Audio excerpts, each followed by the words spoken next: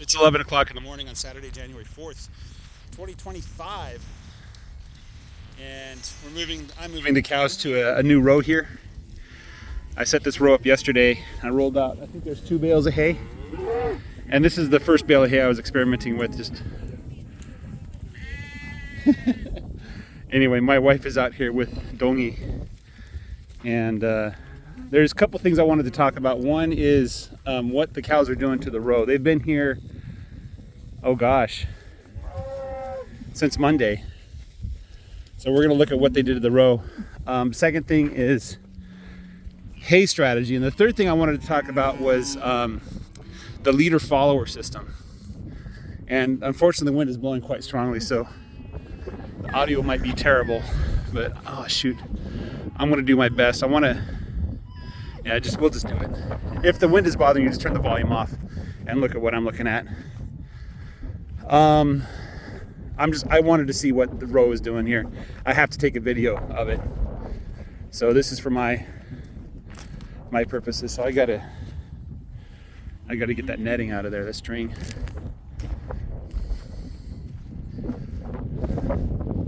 Oh, this is all messed up. What happened here?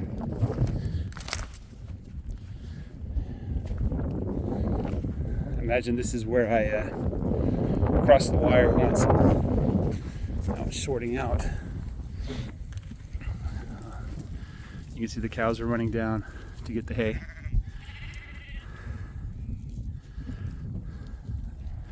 There's 2 bales of hay rolled out there. Okay, let me just fix this really quick. Not that this is gonna... They're all fixed. So again, I apologize for the wind noise. If you want, you can just watch what I'm looking at, draw your own conclusions, make your own suggestions. Ignore my commentary. This is more for my future self as I think about what I was thinking about when I did this. So I think we rolled out 4 bales of hay here. Normally I target 3 per row, but I was here a lot longer. I gotta go through and get the string. So this is the part that I really wanted to target. You can see last row it's really muddy. We didn't get any rain this week, I think. So ever since they moved in here, we didn't get any rain. Speaking of rain, we're now in D0, abnormally dry. So we are out of the drought and just into abnormally dry weather. The smell here, I can smell the manure, but it doesn't smell bad. It's on the verge of smelling bad. If it was any more dense or if it was wet, it'd probably smell a lot worse. But I think this is pretty good. This is what I wanted to see, more or less. This is what I wanted to see. Okay. So this bale of hay, the lighter colored one, was rolled out, I think, on Monday for the sheep. And that second bale of hay I rolled out yesterday. Okay. And it looks like the sheep something's already gone through that hay and eaten stuff and pooped in it. The sheep are free to leave. They can go to the north, the south I mean, and be with the other sheep, but it looks like they like the hay. At least these sheep do. Okay. I think that's not Lady. That's one of the ones I bought from my neighbor. So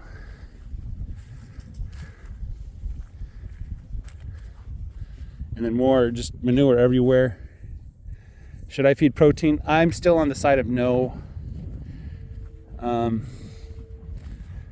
I mean, it looks fine. So let's continue down the row and see what they did at the other end. So we're about halfway down the row right now. Maybe a little more than half. By the way, this is the part of the pasture that all last year I really didn't get much growth from. The previous year, I remember I came into autumn, I just skipped it. I had divided the field into 6ths with a wire going down the middle and then into 3rds north-south. And this southern middle portion, I just skipped it. And it didn't grow back. It didn't grow back all last year. We got a little bit of grass, but not much. So that's why I'm unrolling the bale of this hay there. I want to get something going in that middle portion. I had a feeling about a month ago, 2 months ago, that maybe what I was doing was, as I progressed down the row, the cows, they double graze the middle, and that's why the middle is getting so abused in the southern half. The northern half, the middle isn't the best part either. It's like the worst of the third. So my middle pasture is the worst, north and south, but the southern middle portion is the worst by far, right? There's some manure here, not much. The cows are pretty lazy. They probably eat hay rather than push themselves and look for more forage, where they typically would skip.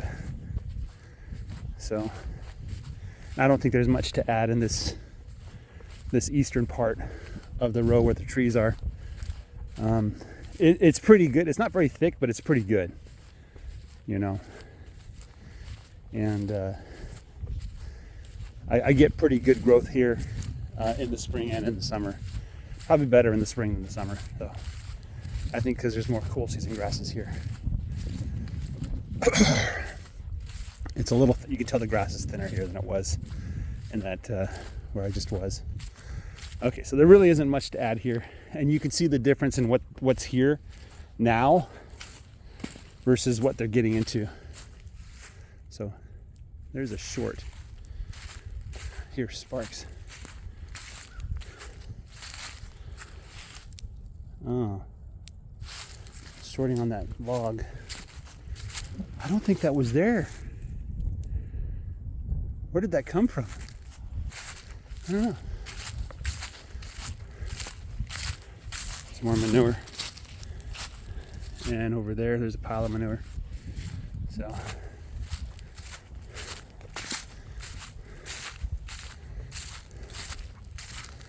Okay. Here we go. I'll just fix this really quick. All right. And I want to tighten this bottom wire. I don't know why it's not tight. So I'll go through and see if it's like hung up on something or other. All right, so the sheep are free to escape the cows. Let's go back and look at this new row. They'll probably stay here until Tuesday. Let's see, Sunday, Monday, Tuesday, yeah, Tuesday or Wednesday. There's lots of little grass growing, lots of fresh grass. It's not a great color. It's kind of pale yellow, green. Look at that, an old manure patty. So, I need to do something about that log.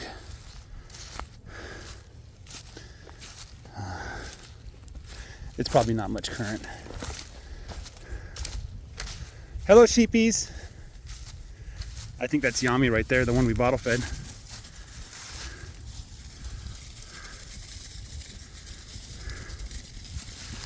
Some of them are quite fat. So I'm not doing everything wrong. Some of them are doing really well. Okay. There's not much grass here. Probably 6 inches at best. Mostly in the 3 to 4 inch range.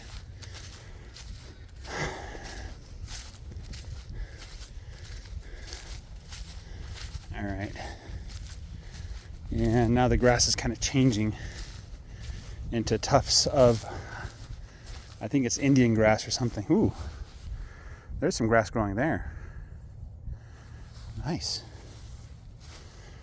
A little bit of grass there. Okay.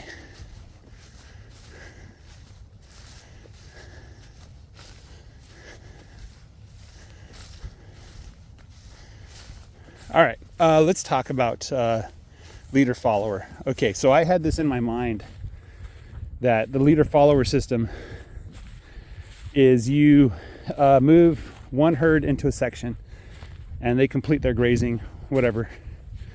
And then you move the second herd into the same section and then they eat the same grass that the previous herd ate, okay? That is an incorrect understanding of the leader follower system. What's supposed to happen is the second herd goes in and eats the grass that the first herd didn't eat.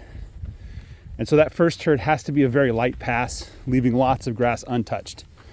And then the second herd can, quote unquote, finish it off, right? So it sounds like in the leader follower system, you want the followers to be a little bit more aggressive grazers. Another key is that you have the followers leave the area days after the leaders enter. So you don't leave animals in that same area for more than 3 days so that they're not grazing the freshly regrown grass. Hey, number 48, how are you? Now, so I had this mistaken concept that you basically, or at least my idea was, I have 2 rows. The first row is the leader and the second is the follower. And so the follower comes in behind 3.5 days later. And that would be a terrible idea, right? But that's not what the system is. That's Yami following my wife. That is not the system. Hey, Metal Tag. So that's not the system at all, right? Okay. So how would I implement leader follower using my current approach? The answer is that I would need to keep the 2 herds separated by 1 wire, or 2 wires, but like 1 layer, basically 1 line. And what I could do is like basically build out a lane that the sheep use to get back to the water. Let's say the sheep were the leaders and the cows were the followers, right? So the sheep could use the lane to get back to the water, but the cows can't enter the lane, right? And so I'd have the water straddle the lane wire. And I think that might work. Basically, I move the sheep, then I extend the lane, and then I allow the cows into the area the sheep were just at. So I think that might be labor saving in terms of like how much effort it takes to move animals. And I think it also might help me to implement the leader follower system where I can have one herd getting superior, getting the best of the best, and the other herd getting the worst. This is that sheep is that one? Yeah, that's the one I was concerned about. She is just skinny. I think she has runny manure. She's probably worm ridden. She's probably just overwhelmed by worms. She might have had a miscarriage too. She is just skinny as all get out. She is not surviving on grazing. Well, and the question is, will she recover? The answer is probably not. And so do I put her out of misery now, or do I wait? And I don't know. I kind of don't like putting animals out of their misery. That's not really my approach. So these are the minerals. I left them only so the sheep can get to them. I'm going to put them across the wire so the cows can't get to it. And then I'm going to move the water so it straddles this line here, so both the cows and the sheep can drink on the water. So my wife is out there with the sheep. I'm going to go inspect the sheep and then feed the dogs, see if the sheep have any new lambs or anything.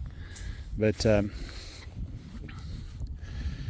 yeah, I might come out here to Monday and roll out a bale of hay for the next row so the sheep can get to it, but the cows can't.